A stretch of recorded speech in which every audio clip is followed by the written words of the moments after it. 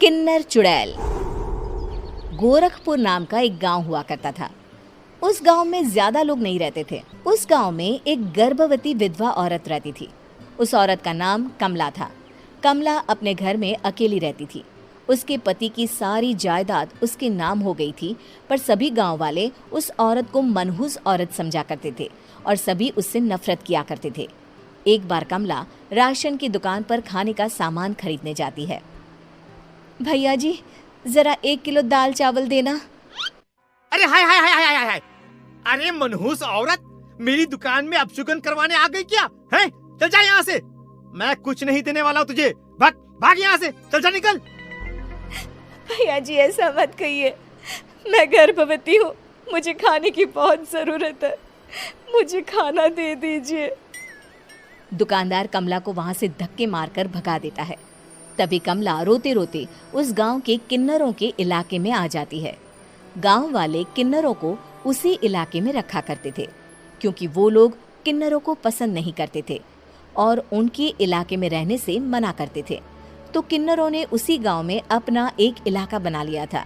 जब किन्नर लोग देखते हैं कि एक गर्भवती महिला रोते रोते उनके इलाके में आ गई है, तो सारे किन्नर कमला के पास जाकर उसका हाल पूछने लगते हैं।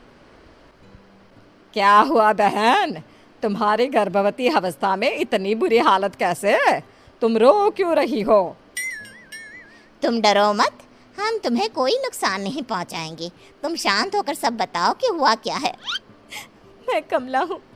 मैं गांव के दूसरे इलाके से आई हूँ। 2 महीने पहले ही मेरे पति की मौत हुई है।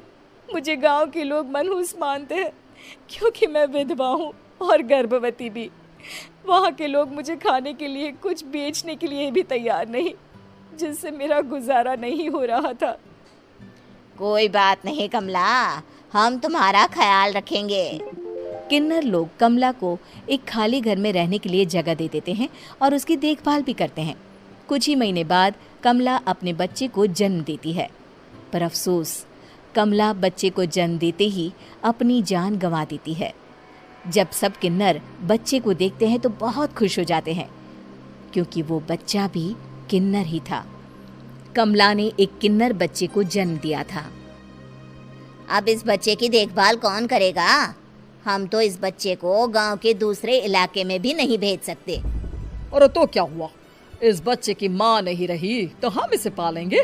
अब ये हमारे इलाके में रहेगा, हमारे साथ रहेगा। फिर वो किन्नर उस किन्नर बच्चे को गोद ले लेते हैं, उसका नामकरण कराते हैं। उस किन्नर बच्चे का नाम शक्ति रखा जाता है। देखते ही देखते शक्ति बड़ी होने लगती है। उसके रंग रूप बहुत सुंदर थे। वो बहुत सुंदर किन्नर दिखती है। एक दिन शक्ति एक किन्नर से पूछती है, माँ जी सुनिए ना, ये गांव के दूसरे इलाके में भी तो लोग रहते हैं, तो हम वहाँ क्यों नहीं जाते? हम उनसे अलग क्यों रहते हैं? शक्ति, क्योंकि वो लोग हमारे जैसे नहीं, वो लोग हमें पसंद नहीं करते, इसीलिए हम उनसे अलग रहते हैं। क्यों?